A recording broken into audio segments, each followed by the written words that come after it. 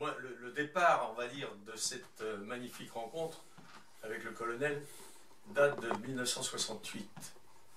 À l'époque où je suis rentré à Gagny, arrivé à Gagny, pour être logé. J'étais déjà athlète, entraîneur d'athlétisme à la SPTT de Paris. Et je me suis tout de suite renseigné à savoir s'il y avait de l'athlétisme à Gagny. À l'époque, il n'y avait rien. Donc j'ai décidé de créer une section, sans stade, sans rien. Et à l'époque, il y avait un monsieur qui s'appelait Monsieur Moulin, Louis Moulin, qui était secrétaire à l'USM Gagny. Je l'ai rencontré. Il n'était pas tout à fait chaud d'ailleurs au départ, et puis après ça s'est arrangé. J'ai rencontré Monsieur Raymond Valnet, et ils m'ont parlé du colonel Torrent. Mais à l'époque, Monsieur Torrent était commandant du bataillon de Joinville. Et alors on m'a dit, voilà, il y aurait un homme qui est un ancien sportif, maître d'armes, et qui est commandant du bataillon de Joinville. Et moi, j'étais jeune, hein. L'armée, c'était pas tellement ma tasse de thé, quoi. Donc, j'ai pas hésité, mais disons que j'étais sur mes gardes.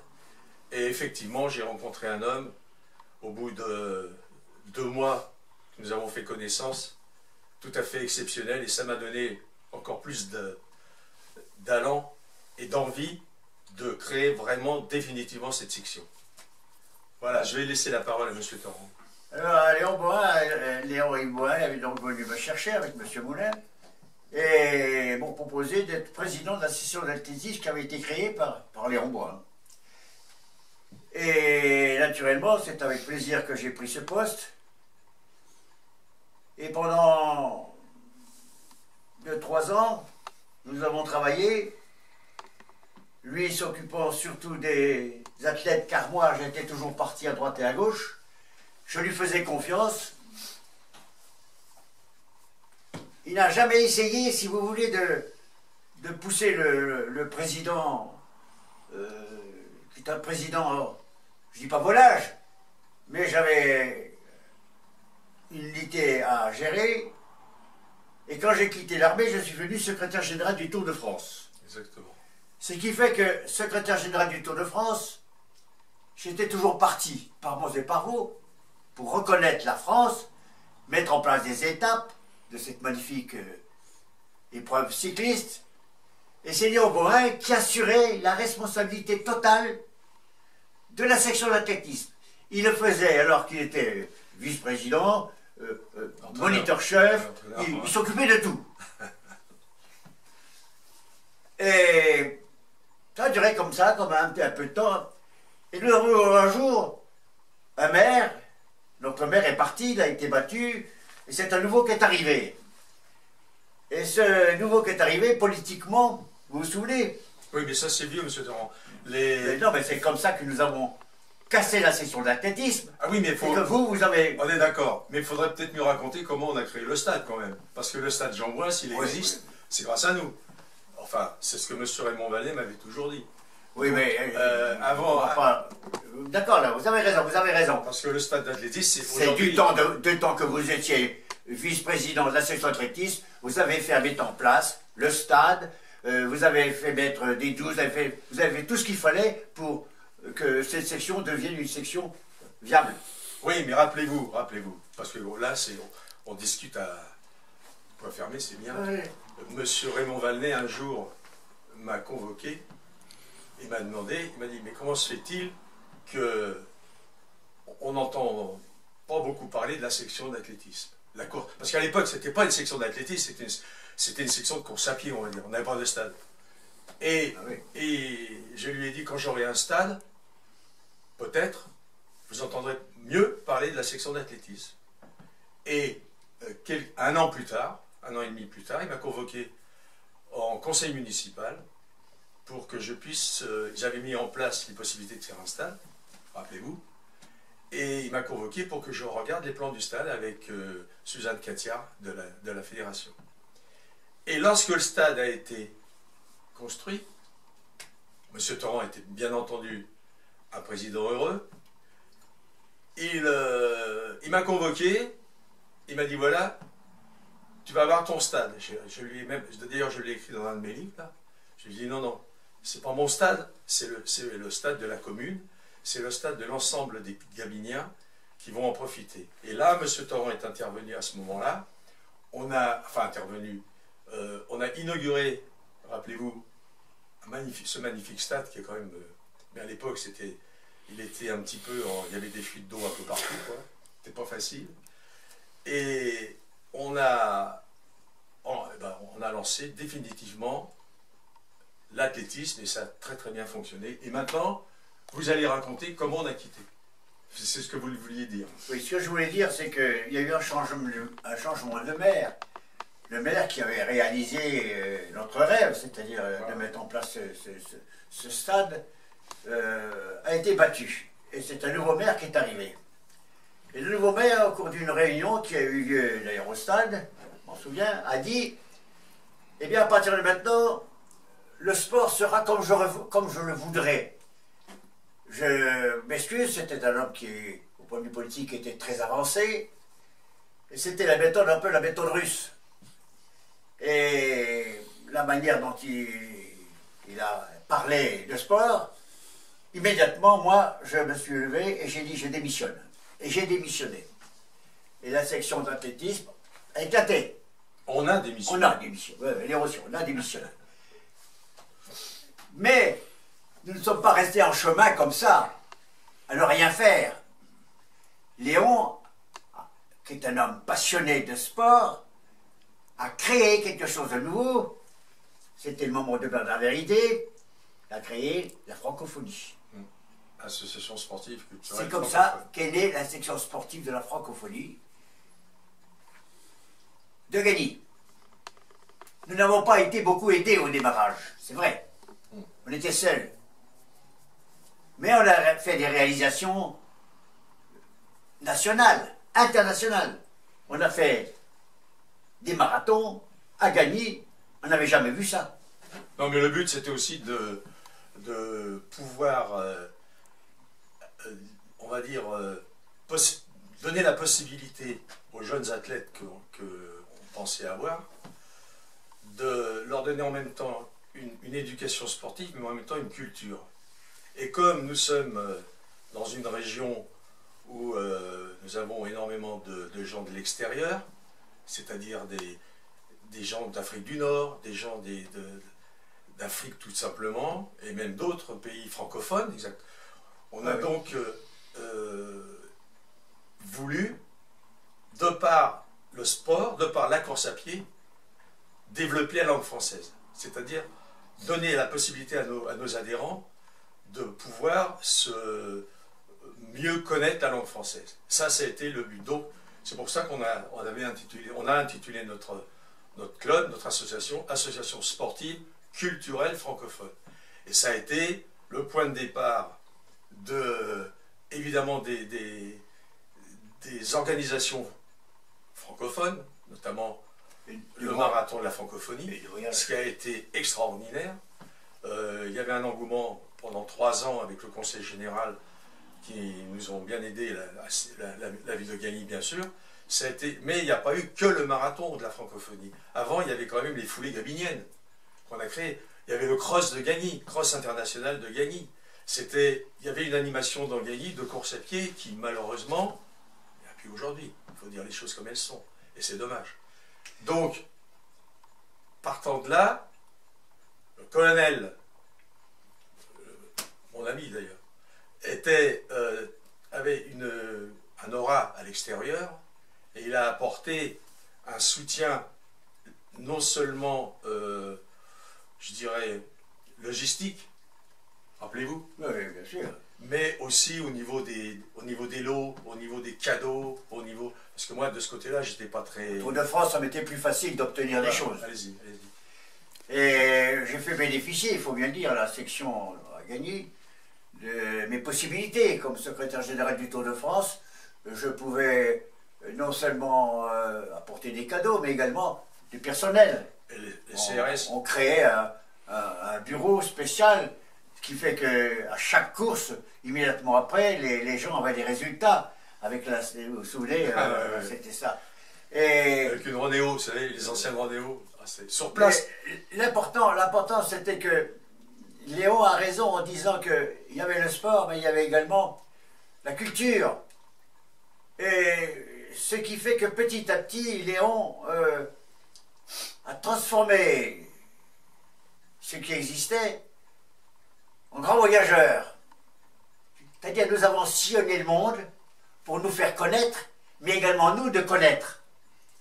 Et partout nous allions, que ce soit à Tahiti, que ce soit en Nouvelle-Calédonie, que ce soit à la Martinique, à la Guadeloupe, nous faisions des réunions, souvenez-vous. Des organisations sportives, hein, course à pied. Hein, D'abord, il y avait le sport. Ah ouais, bien sûr. Le sport, bien entendu.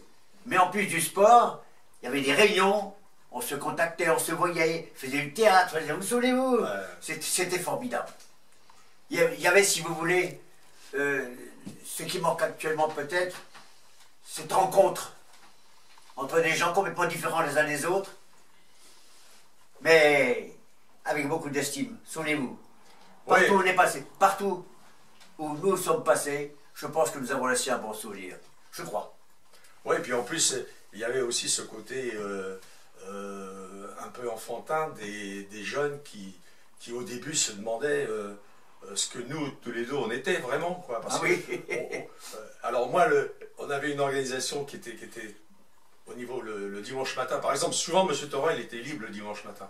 Donc moi, je lui donnais les poussins, pas les poussins, les benjamins, les minus. Vous vous rappelez? Oui. Et alors on allait, parce que Gagny, s'était pas construit encore, on avait les carrières, on avait des champs derrière, et on allait s'entraîner, on emmenait les gamins et les jeunes s'entraîner. Et moi, je m'occupais des athlètes un peu plus juniors, seniors et vétérans. Quoi.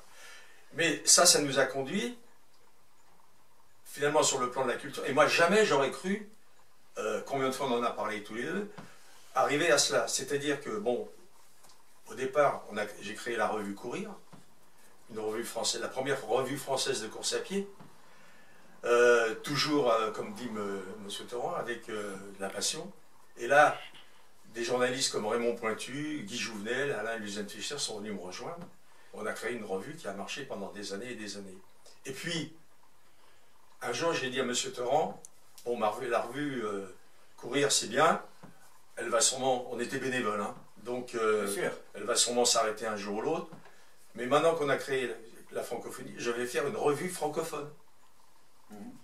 Et j'ai créé la première revue française, la première revue francophone de course à pied, également, qui malheureusement est arrêtée il n'y a pas longtemps, il y a quelques années, du fait de manque d'argent, parce que j'étais bien reçu par les compétiteurs, j'étais commentateur aussi, animateur, donc j'avais la chance de faire la pub, et là, j'ai dû arrêter faute de moyens financiers, où j'avais essayé d'avoir avec la municipalité, mais ça n'a pas fonctionné à l'époque. Et j'ai donc, pour garder le lien, fait une lettre chaque mois, qui s'appelle donc la lettre de Léon Yves, et où, là, les devoirs de mémoire, tout ce qui concernait à la fois le sport, la culture et les textes de M. Thoran sur des événements importants, des événements culturels importants, parce que colonel, bon, on en reviendra, toute sa carrière, une grande partie de sa carrière c'est l'armée, et une autre grande partie de la carrière c'est le civil. Et là, j'arrivais avec M. Coran qui écrit très bien, à pouvoir amalgamer à la fois le sport, la culture en général, et la société, l'événement de la société française par son intermédiaire. Je voudrais également dire, parce qu'il ne faut pas le passer sous silence, combien Léon Bohin a œuvré pour une section, pas une section, pour le Home Nathalie, les enfants défavorisés, dans un centre où il y a peut-être une centaine de personnes qui sont en grande difficulté, et que Léon Bohin s'est dévoué pour ces gens. Et ça doit être pris en compte au point de vue de la reconnaissance. Je l'ai toujours dit. Parce que c'est beau de faire du sport, de se faire plaisir, mais en même temps, il faut penser à toute cette petite misère que l'on côtoie malheureusement trop souvent. Et ces enfants que vous leur avez donné de la joie, Léon. Vous leur avez donné un peu de santé aussi par le sport. Moi, je ne l'ai jamais oublié. Et ça a été un magnifique exemple. Surtout magnifique exemple dans les conditions physiques. Je trouvais Léon Bohin avec des difficultés avec ses œufs tout le temps. C'est magnifique. Et je dois dire que ça fait 48 ans que nous nous connaissons. Pour moi, ça pourrait être un frère, mais ça pourrait être un fils aussi. Je le dis, je connais mieux Léon que mon fils que je ne vois jamais, qui est à Marseille. Tous les mercredis, depuis des années, nous mangeons ensemble. Nous avons créé entre nous, il n'y a que de l'amitié, il n'y a pas autre chose. Quelqu'un aurait pu croire que nous étions unis peut-être par autre chose. Non, non, certainement pas. Pour le genre. Hein. Au contraire, nous sommes des gens qui avons très bien vécu sur ce plan-là. Vous comprenez ce que je veux dire? Mais c'est rare dans la vie de trouver un exemple comme celui-là. 48 ans que nous nous connaissons. 48 ans, il n'y a jamais eu de difficultés, jamais eu d'accroc. Hein, Léon? Ouais, c'est vrai. En plus, bon, on pourrait penser, ceux qui vont écouter cette vidéo pourraient penser qu'on est en train de se faire un peu de brosse à relire. Oh, non, c'est pas du tout ça. Je crois que moi j'ai un caractère. Monsieur Torrent est un homme de caractère. Moi j'ai eu un parcours difficile.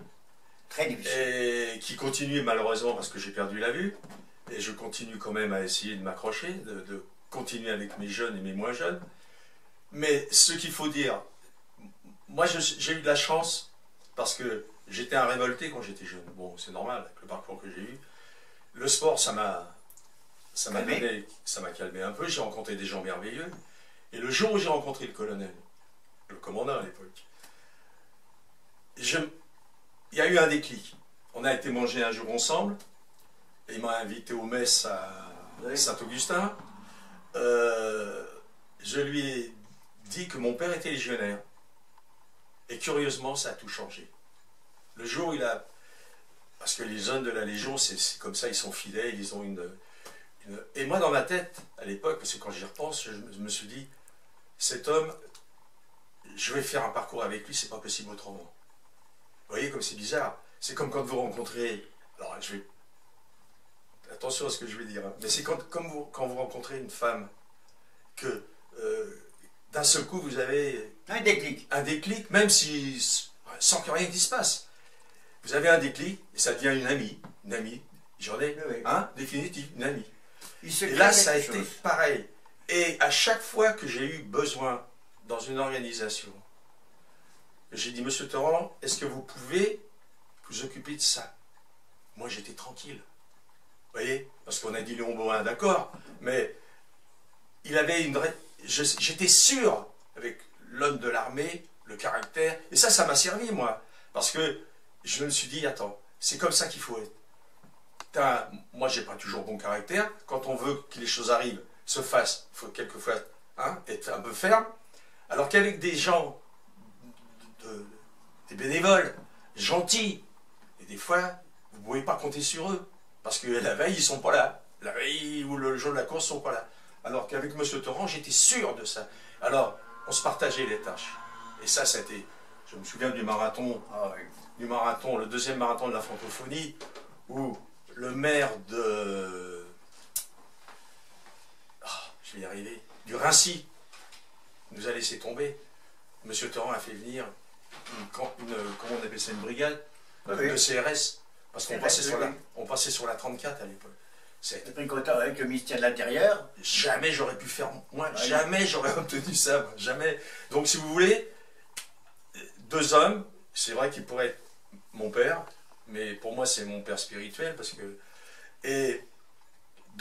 voilà, on sait, c'est très difficile. Il y aura une étude sociologique, psychologique, tout ce que vous voulez faire, de deux caractères forts. Moi un peu moins, parce que moi je suis plus poète qu'un homme de terrain. Enfin, je suis un homme de terrain, mais je suis un plus poète quand même. Et que M. Torrent, c'est la rigueur, la rectitude, le fil à plomb. Ça, c'est clair. Et avec ça, eh ben, vous voyez, on a réussi et on réussit encore. Voilà. À vous. Je crois que c'est une belle image. Et je voudrais dire, moi, combien j'ai plaisir à voir comment un homme qui est sorti du trou, qui est sorti d'un milieu vraiment le plus bas possible qui puisse exister, je suis content aujourd'hui de le voir nanti, avec une femme, avec une maison, une famille. Ça, c'est une réussite. Pourquoi c'est une réussite? Parce que dans son caractère et dans ses gènes, il y a des qualités physiques bien entendu, mais morales. Il a su sortir d'un milieu de misère pour se faire lui-même. Ça n'a pas été facile. Il en a bavé. Et malheureusement, le destin a voulu qu'il perde la vue. Et ça a été catastrophique. Mais il le supporte avec courage. Et moi, je continue à dire que c'est un homme exceptionnel, Léon Boham. Je dis bien, Léon-Yves Boham. C'est mon ami. Ouais. Et un jour, je partirai, bien entendu. Quand on a bientôt 97 ans, on sait bien qu'on n'en a pas pour bien longtemps. Et tout ce qui me reste encore à vivre, je continuerai à accorder la même amitié à Léon. Et ensemble, on continuera à passer des bons moments au restaurant.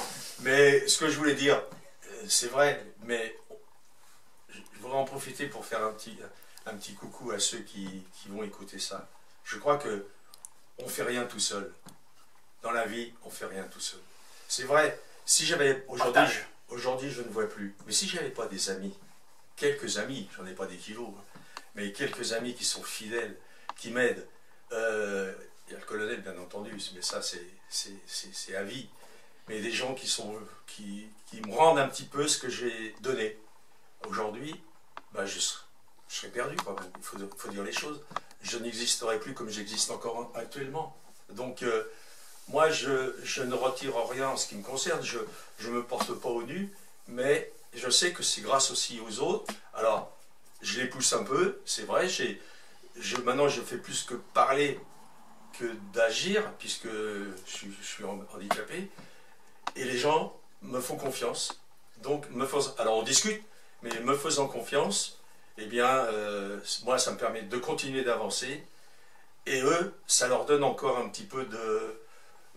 ça leur permet d'aider, de participer à quelque chose aussi, de ne pas être inutile. Parce que je crois que dans la vie, quelqu'un qui reste sédentaire, qui reste chez lui, qui est inutile, c'est pour moi, alors on pourrait rentrer dans un autre domaine, mais sur le plan de la société, on va dire en général, le sport combien de fois on en parle tous les deux? Monsieur Torrent a passé son temps après dans le vélo, il l'a dit, Tour de France, etc.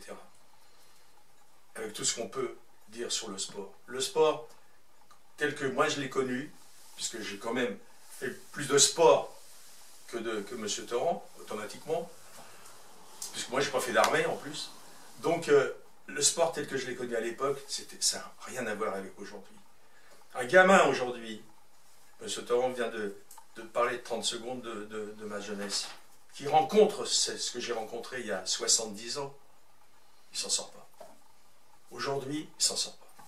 Donc vous voyez ce changement de société, et moi je le vis, je l'ai vécu, et des fois je suis amer, des fois je suis encore un peu, quand j'écris des choses un peu dures, mais il faut quand même continuer à faire du sport. Et nous on continue à lancer, à dire aux jeunes, faites du sport, continuez, parce qu'en plus, je crois qu'aujourd'hui, ils en ont encore plus besoin.